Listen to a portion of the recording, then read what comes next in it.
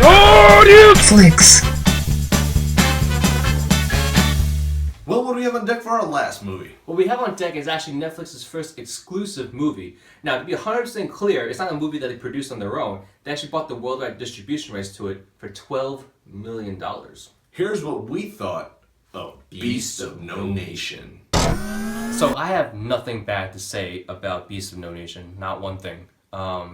The acting, considering that most of them were even kids, was amazing. I can't believe how talented some kids are.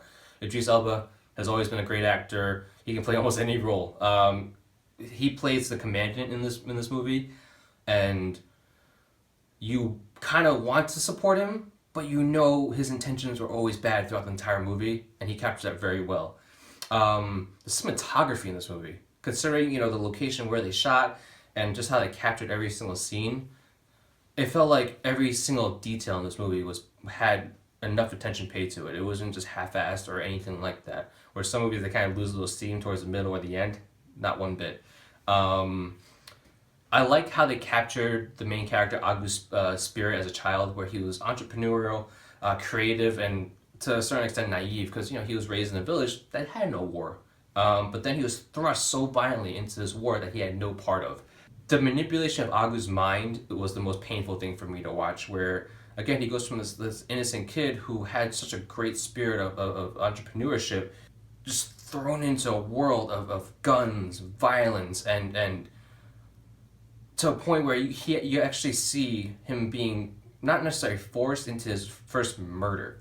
And they show it in very graphic detail. I'm not going to give that away in terms of what that scene is, but basically he had no choice. But at the same time, he kind of wanted to do it because of how far he got manipulated already by the commandant, is what they call him, where he kept saying, "These people killed your dad. These people killed your brother. What are you going to do about it?" So of course, any kid at that age is going to want to get some revenge, right? Well, he did. And that scene is so far and above beyond what you think you would see.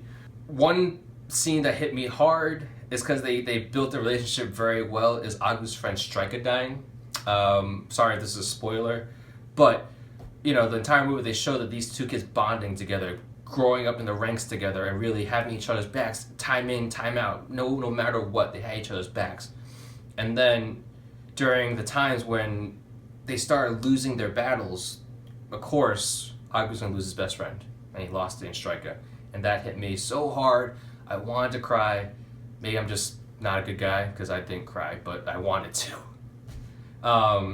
In summary, I love the movie. It was great. Everyone should watch it. There's a reason that 3 million people tuned into on Netflix already. Make sure you're 3,000,001 or 4 million, doesn't matter. Let's get this movie the amount of recognition it deserves.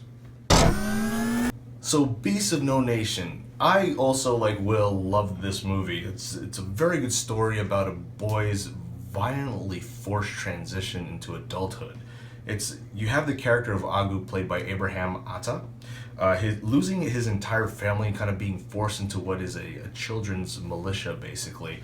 And the movie goes on to tell just how he played at surviving in this new culture that he was just thrust into.